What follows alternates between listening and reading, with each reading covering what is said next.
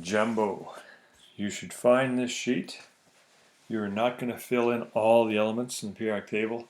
Instead, this PowerPoint is designed to remind you about the names of different groups. You should have been introduced to these in Science 8 and Science 9.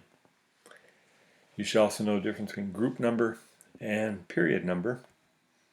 And so we just come rattling down the left and we number 1 through 7. Then we go cruising across the right, and we go 1, 2, and we're going to skip the middle group of transition metals.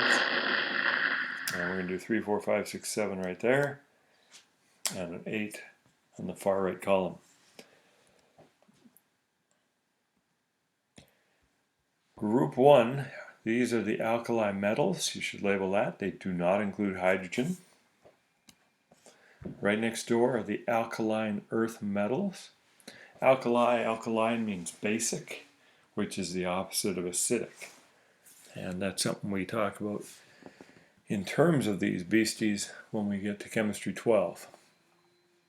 In the middle, massive rectangle of transition metals. Then we have to install a staircase. And the staircase separates the metals from the non-metals. Metals to the left, non-metals to the right.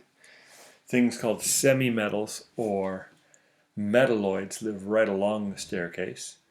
And that means they have the characteristics of both metals and non-metals. And you should remember some properties of those things from grade 8 as well. We have the halogens in group 7. And then we have the Boston Bruins or the noble gases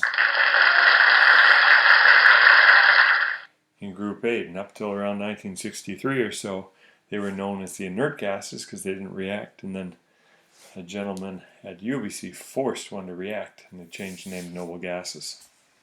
At the bottom we have the rare earth metals, and they include the lanthanides and the actinides, and generally we don't deal with them too often except when we look at nuclear chemistry later this week. So as we go to the left, things become more metallic. That means they become better conductors, more malleable, shinier.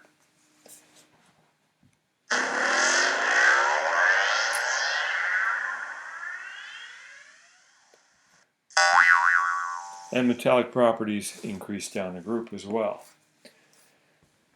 So what that means is, when we get down here to francium, we're looking at the most metallic element. When we get over here, no, it's not helium. We are going to be looking at fluorine right here. That is the most non-metallic.